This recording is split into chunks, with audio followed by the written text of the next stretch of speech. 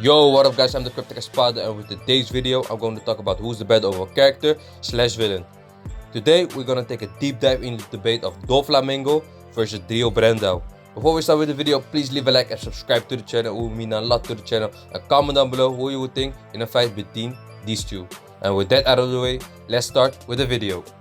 One Piece and JOJO Bizarre Adventures are one of the most popular anime manga franchises of all time.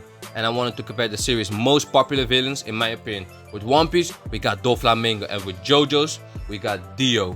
Doflamingo is I think the most well-known villain in One Piece. He's the main villain in the longest arc in One Piece so far, Dressrosa. And today he's up against Dio. He's the main villain in Part 1 and Part 3 in JoJo Bizarre Adventures.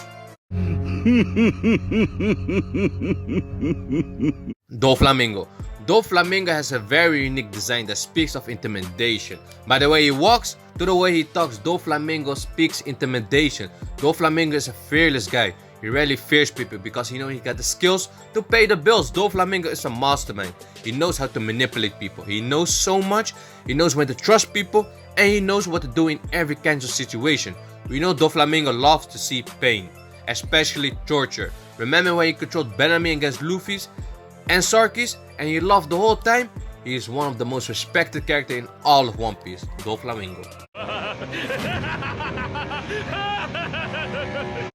Dio design choice in Part 1 is very cool to look at.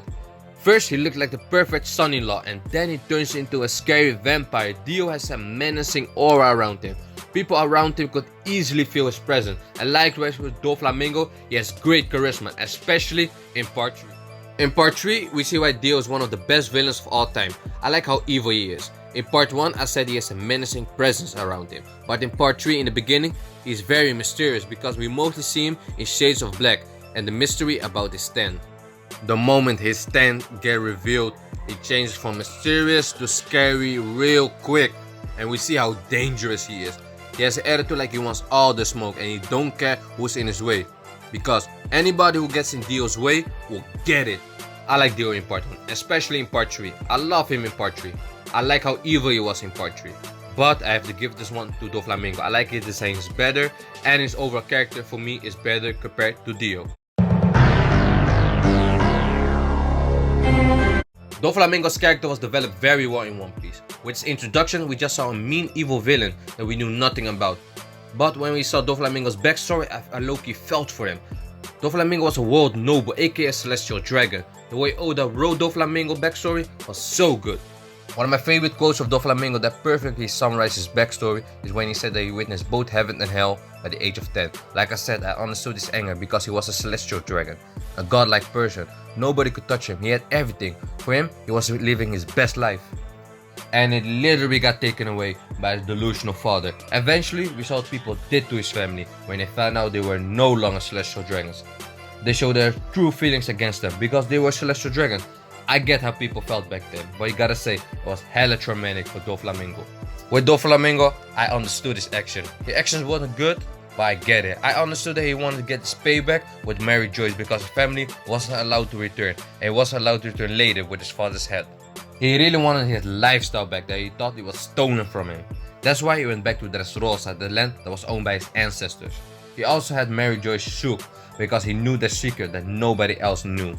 The best thing about his motivation is you understood what he felt, and you understood his motivation to take back Dressrosa and take revenge against the world nobles. Doflamingo is a very deep character that has a unique backstory compared to anyone else in One Piece. We saw in Part 1 that Dio has a traumatic past. He saw his mother getting pushed down the stairs by his father. Dio's father was very abusive towards him and his mother. That's why he develops an evil personality. After his father dies, he gets adopted by the JoJo family. He hated Jonathan from the first moment he saw him. I think he hated him because he felt like Jonathan and the JoJo family were rich and wealthy. It felt like they never worked for anything compared to him, where he had to gamble to stay alive. In Part 3, we see Dio as a new man with the body of Jonathan Joestar. We see him in a new body and with a new power called a stand. His motivation now is to take over the world when his body is fully regenerated. In this part, he really is just evil. I love Dio, but I have to say his motivation is really weak compared to my favorite villain in JoJo, Kira, and also weak compared to Diavolo. In part 3, I really like Dio, but I felt like it's just evil for evil's sake compared to Doflamingo. His backstory was very good, and the best thing about it was you understood where he was coming from. That's why this round goes to Doflamingo. In One Piece, Doflamingo is in possession of the String Fruit. In the series, we see him use his ability to many extents. We see him use his ability to make clones, attack enemies, and we saw him use his ability Bird Cage to make an unbreakable cage around Dressrosa. This String Fruit gives the power to allow Doflamingo to control his enemies and other people around him. This is the ability that really describes his character. He also uses all 3 types of Haki, including Conqueror Haki and the Call of Arms Haki.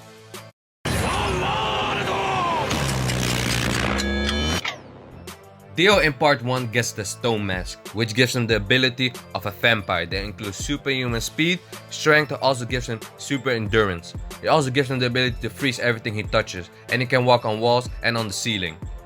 But Dio loses most of his abilities after part 1. In part 3, Dio is in possession of a stand called the World. His stand has the ability of superhuman strength, speed, and the ability to stop time. He can only stop time for a few seconds, but it's still a scary ability to have. I have to say it, I really love the World as a stand. I really like his power to stop time. I also like Doflamingo's String Fruit, but the World is just on another level. That's why this round goes to Dio. As in a one-on-one fight, Doflamingo instantly wins if the fight is in the morning or afternoon, but that's not fair to Dio. That's why we're making a scenario. They are fighting at night. Dio has superhuman strength. I think Doflamingo can withstand Dio's strength, which is Haki, but I don't see Doflamingo winning against Dio. Dio can use the World to stop time. The only outcome I see at night is Dio winning. Let me know in the comments down below who would win in a fight between these two. And yeah, thanks for watching this video. Please leave a like and subscribe to the channel. Turn the post notification on so you miss a video. Comment down below your thoughts on who's the better character between Doflamingo and Dio. Also, follow me on Twitter and Instagram. Links are in the description. And that's it. I hope you're having a fine day. Until my next video. Peace out.